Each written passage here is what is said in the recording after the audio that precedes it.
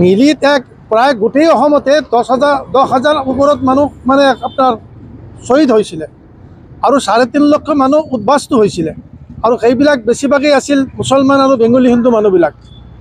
গতিকে তাৰ কাৰণে আমি সংখ্যালঘু ছাত্ৰ ইউনিয়নে প্ৰথম এতিয়াৰ প্ৰধানমন্ত্ৰী ইন্দিৰা গান্ধী সাহেবক আমি এটা মেমৰেণ্ডাম দিছিলোঁ, এটা কমিশ্যন কৰি ইয়াত এই তদন্ত কৰি ইয়াৰ আচল দোষীবিলাকক সাব্যস্ত কৰি শাস্তি দিব লাগে। কিন্তু ইয়াৰ পিছত হিতেশ শইকীয়া গভৰ্ণমেণ্ট তেতিয়া হ'ল, 83 নিৰ্বাচনৰ পিছত হিতেশ শইকীয়াৰ নেতৃত্বত গভৰ্ণমেণ্ট হ'ল। তাৰপিছত আকৌ মানে আপোনাৰ ইয়াতে প্ৰফুল্ল মহন্তৰ নেতৃত্বত গভৰ্ণমেণ্ট হ'ল। ইয়াত প্ৰফুল্ল মহন্ত দুবাৰ মুখ্যমন্ত্ৰী হ'ল, হিতেশ শইকীয়া দুবাৰ মুখ্যমন্ত্ৰী হ'ল, তৰুণ গগৈ 3বাৰ মুখ্যমন্ত্ৰী হ'ল, কিন্তু সৰ্বানন্দ এবাৰ মুখ্যমন্ত্ৰী হ'ল। কিন্তু কাৰো দিনত এই নীলিৰ এই হত্যাকাণ্ডৰ মানে তেওৱাৰী কমিশ্যনৰ ৰিপৰ্টটো ওলোৱাৰ কথা আমি কাৰো মুখত শুনা নাই। ইভেন কি আমাৰ যিসকল পলিটিচিয়ান আছিল, বাগা নেতা যিসকল আছিল, মহম্মদ মৰহুম ইদ্ৰিছ সাহেব আছিলে, আমাৰ মাইনৰিটিৰ তেতিয়া সাধন ৰঞ্জন চৰকাৰ মন্ত্ৰী আছিলে, আৰু আপোনাৰ আৰু ডাঙৰ মন্ত্ৰী আছে, মহিম মজুমদাৰৰ নিচিনা মানুহৰ মন্ত্ৰী আছিলে, ল মিনিষ্টাৰ আছিলে। কিন্তু কোনো মন্ত্ৰী, কোনো MLA, কংগ্ৰেছৰ কোনো মন্ত্ৰী MLAটো কৰা নাই। পিছত আমাৰ UDFৰ জন্ম হ'ল, মানে 2005 চনত UDFৰ জন্ম হ'ল। UDFৰ ফালৰ পৰা তেনেকুৱা এটা আন্দোলন কৰা নাছিল যে এই কমিশ্যনৰ ৰিপৰ্ট ওলাব লাগে। এতিয়া আমি আমছুৱে একমাত্ৰ, আৰু সেইটো আছিল মোৰ নেতৃত্ব। 85 চনত 83 চনৰ গণ্ডগোলৰ হত্যাৰ পিছত এই নীলিত 18 তাৰিখে যিটো ফেব্ৰুৱাৰীত ঘটনা ঘটিছিল, এতিয়া প্ৰথম আমছুৰ সাধাৰণ সম্পাদকে মই প্ৰথম পদাৰ্পণ কৰিছিলোঁ, আৰু without giving any প্ৰায়ৰ information to the authority মই তাত সোমোৱাৰ পিছত মোক এৰেষ্ট কৰিছিল। তাৰপিছত মোক যেতিয়া চিনি পালে যে মই অমুক, তাৰপিছত মোক মানে তাৰ পৰা ৰিলিজ দিলে। যিয়ে নহওক, এই নীলিৰ হত্যাকাণ্ডৰ পিছত প্ৰথম সংখ্যালঘু ছাত্ৰ ইউনিয়নে তাত পদাৰ্পণ কৰিছিল। বাকী সংগঠনবিলাকে পিছত গৈছে। আৰু এই সম্পৰ্কে আমি ইন্দিৰা গান্ধীক জৱাহৰনগৰত মই আমছুৰ জেনেৰেল ছেক্ৰেটাৰী হিচাপে এটা মেমৰেণ্ডাম দি কৈছিলোঁ যে মেডাম, 1971 চনৰ 25 মাৰ্চ সময়সীমা কৰি যদি আপুনি আজি এই নিৰ্বাচনটো কৰিলে হয়, তেনেহ'লে এই 10,000 মানুহ শ্বহীদ নহ'লে হয়, 3.5 লক্ষ মানুহ উদ্বাস্তু নহ'লে হয়। তেতিয়া আমাৰ ইয়াত গভৰ্ণৰ আছিল প্ৰকাশ মেহৰোত্ৰা। ফুল চুইমিং অপাৰেশ্যন চলি আছে ব্ৰহ্মপুত্ৰ উপত্যকাত, আৰু তেওঁ শ্বিলঙত চুপচাপ বহি আছে। মই মেডাম ইন্দিৰা গান্ধীক কৈছিলোঁ যে flood affected area is Baghbar and Guwahati, and relief matter is provided in Nagaon. তেতিয়া মোক কৈছিল, what does it mean? I mean, that means in full swimming operation is going on our state, our Brahmaputra Valley. Our honorable governor is available at Shillong Raj Bhavan. তাৰপিছত ইন্দিৰা গান্ধীয়ে মোৰ মেমৰেণ্ডামত পঢ়ি মোৰ পৰা খঙত উঠি গ'ল যে মই প্ৰথমে কৈছোঁ, मैं पहले बताया था 71, फिर बताता हूँ 71, फिर बताऊंगा 71. What does it mean? You have mentioned your memorandum. I said, madam excuse me, क्या एक्सक्यूज मी, कहो क्या कहना है? ये madam speech of any prime minister of any country will be not it is a law any competent court or order. That is why I mentioned in my memorandum regarding the cut-off year 1971. The agreement was made between your honor and late prime minister Sheikh Mujibur Rahman. That agreement was not bring into parliament. It will be not it as a law any competent court or order. That is why, madam, I mentioned in my memorandum regarding the cut-off year. Indira Gandhi chup hoi gol, aur kuch kahna hai? Yes, if you allow me to speak, I will speak about the Holocaust of the state. মোক ক'বলৈ দিলে মই গোটেই মেছাকাৰৰ কাহিনীখিনি ইন্দিৰা গান্ধীক কোৱাৰ পিছত, আৰু ইন্দিৰা গান্ধী সেদিনাই সিদ্ধান্ত ল'লে যে মই নীলিলৈ যাম। ইন্দিৰা গান্ধীক নীলিত নমোৱা আজি বহুতে চাটু কৰিব পাৰে। এইটো মাত্ৰ all Assam minority students union, এইটো আমছুৰ কৰ্তৃত্ব, আমছুৱে কনভিন্স কৰিব পাৰিছিল। আৰু ইন্দিৰা গান্ধী জৱাহৰনগৰৰ কোনো সংগঠনক মাতা নাই। প্ৰথমে হিতেশ শইকীয়াক কৈছিল, শইকীয়া আমছু वाला को बुलाओ, अगर हम पहले उनसे मीट करना है। আৰু তেতিয়া মহম্মদ ইদ্ৰিছ সাহেব আছিল অসমৰ ফাইনেন্স মিনিষ্টাৰ, তেওঁ ৰৈ আছে। DGP প্ৰদীপ দাস, IGP সমৰ দাস হেডকোৱাৰ্টাৰ, আৰু তেতিয়া আপোনাৰ নীলিত ইনচাৰ্জ আছিলে IGP headquarter Gill, mister Gill আছিল হেডকোৱাৰ্টাৰ, প্ৰকাশ মেহৰোত্ৰা গভৰ্ণৰ।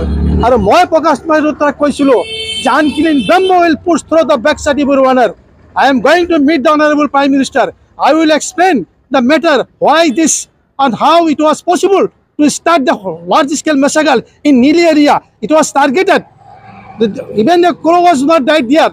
তেতিয়া ইন্দিৰা গান্ধীক যেতিয়া মই ক'লোঁ, madam, even a crow was not died by the police personnel. Mr. Gill was present there. In front of him, this massacre was daytime. গোটেই দিন এই মানুহবিলাকে ভোট দি আহিছে, মতা মানুহবিলাক বেছি মৰা নাই, কাৰণ সিহঁতে ভোট দি যে ঘৰ জ্বলি আছে, ঘৰ বাৰী জ্বলি আছে, আৰু বেছিভাগ ল'ৰা ছোৱালী আৰু মাইকী মানুহ তিৰোতা মানুহবিলাকক হত্যা কৰা হৈছিল। আৰু একেলগে যেনেকৈ বদৰৰ যুদ্ধত আবু জাহেলৰ বাহিনীক এটা কবৰত দি যেনেকৈ ৰাখিছিল, নীলিৰ হত্যাকাণ্ডৰ পিছত প্ৰায় 3000 নিৰীহ মানুহক আৱাল বৃদ্ধ বনিতাক বিনা জানাজাত কবৰ দিয়া হৈছিল। আৰু মই হিতেশ্বৰ শইকীয়াৰ ওচৰত আমচুৰ জেনেৰেল ছেক্ৰেটাৰী হিচাপে গৈ খালি ভৰিত ধৰা নাছিলোঁ, মই কৈছিলোঁ শ্যাম নম্বৰ এটা মানুহ আছে, তাক আপুনি উঠাই দিয়ক, এটা বিচাৰ আপুনি কৰক, অন্ততঃ কেনেকৈ হল'কাষ্ট হ'ল, কিন্তু কোনো কাম নহ'ল। তাৰপিছত আকৌ প্ৰফুল্ল মহন্তৰ গভৰ্ণমেণ্ট আহিল, আকৌ হিতেশ্বৰ শইকীয়াৰ গভৰ্ণমেণ্ট, তাৰপিছত 15 বছৰ তৰুণগড় গভৰ্ণমেণ্ট। কোনো এজন মুছলমান নেতাই এই তেওৱাৰী কমিশ্যন সম্পৰ্কে মাত দিয়া নাই, খালি আমচুৱে মাতিছে। আৰু মই যেতিয়া 85 চনত 29 জুনত বিজনী অধিৱেশনত আমচুৰ সভাপতি হৈছিলোঁ, it was my first demand to union government, Tewari commission ৰিপৰ্টটো এভেইলেবল কৰিব লাগিব। কেনেকৈ কৰিব? তাতো কংগ্ৰেছ গভৰ্ণমেণ্ট, ইয়াতো কংগ্ৰেছ গভৰ্ণমেণ্ট, আৰু কংগ্ৰেছ গভৰ্ণমেণ্টৰ দিনতে নীলিত এই নিৰীহ মানুহবিলাকক হত্যা কৰা হৈছে। আৰু কংগ্ৰেছতো ভাৰতবৰ্ষত প্ৰায় 16,000 ৰাইটিং হৈছে স্বাধীনতাৰ পিছত, কোনোদিনতো কোনো ৰাইটিঙৰ মানে বিচাৰটো হোৱা নাই, খালি এটা বিচাৰ অলপ পাইছে মানুহে, গুজৰাট হত্যাকাণ্ড। তেতিয়া সেই আপোনাৰ আজিৰ প্ৰধানমন্ত্ৰী মানে মুখ্যমন্ত্ৰী আছিল নৰেন্দ্ৰ মোদী, তেতিয়া বিকজ অফ অটল বিহাৰী বাজপেয়ী তাত এটা কমিশ্যন দি পেলাই আজিও বহুত মানুহ তাত জেলত আছে। কিন্তু নীলিৰ হত্যাকাণ্ডৰ কাৰণে আজি এটা কুত্তাও জেলত যোৱা, এটা কুকুৰো জেলত যোৱা নাই, মানুহতো দূৰৰ কথা। এইটোৰ কাৰণে দায়ী কোন হ'ব নাজানো, কিন্তু এইটো যদি সঁচাই ওলাই দিয়ে, সঁচাই এইটো প্ৰকাশ কৰি দিয়ে, কিন্তু এই ৰিপৰ্টটো অসমৰ 2-এজন মানুহে হয়তো ওপৰে চাইছে, কিন্তু ক'ব নোৱাৰে তাত কি আছে। আজি প্ৰকাশ হোৱাৰ পিছত মানে সকলোৱে জানিব পাৰিব যে নীলিৰ এই ঘটনাটো কেনেকৈ ঘটিব পাৰিছিল, কোন মানুহ জড়িত আছিল, কেনেকৈ ক'ৰ পৰা কোনে মানুহ পঠাইছিল, এইবিলাক কথা সব সাঙুৰি আছে এই তেওৱাৰী কমিশ্যনৰ ওপৰত। আৰু ইয়াৰ ওপৰত মাইনৰিটি মানুহৰ বহুতৰে মেমৰেণ্ডামো ছাবমিট কৰা আছে, তেওৱাৰী চাহাবক লগ কৰিছে, সকলো কথা কাহিনী ভাঙি পাতি কৈছে। গতিকে আজি 42 বছৰ পিছত হ'লেও সঁচাটো ওলাব। যেনেকুৱা জুবিন গাৰ্গ আজি মৰিছে, কেনেকৈ মৰিছে, এই সঁচাটো এদিন চাব আপুনি। এই 42 বছৰ পিছতো হোৱাৰ 10 বছৰ পিছতো যেনেকৈ ওলাব। আজি আমাক নিৰীহ মানুহবিলাকক হত্যা কৰিছে, কোনে ইয়াত ষড়যন্ত্ৰ কৰিছে, কোনে কাৰ ঘৰত ৰাতি ভাত খাইছিল, কোনজন নেতাই কোন মৌজাদাৰৰ ঘৰত ভাত খাইছিল, এইবিলাক সব কথা হয়তো এই কমিশ্যনৰ ভিতৰত ওলাই যাব। আৰু ইয়াৰ কাৰণে আজি অসমৰ মানুহে অন্ততঃ মিয়া মুছলমান মানুহে এটা শান্তি পাব। আৰু মিয়াকটো টাৰ্গেট কৰি লৈছে আজিৰ মুখ্যমন্ত্ৰীয়ে।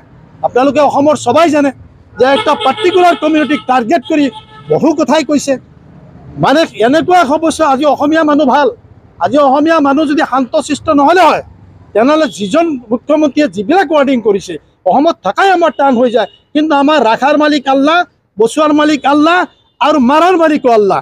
আমি অন্য কাৰো ওপৰত নিৰ্ভৰশীল নহয়, আৰু কাৰো ওপৰত বিশ্বাস নকৰোঁ, কাৰো ওপৰত ভৰসা নকৰোঁ।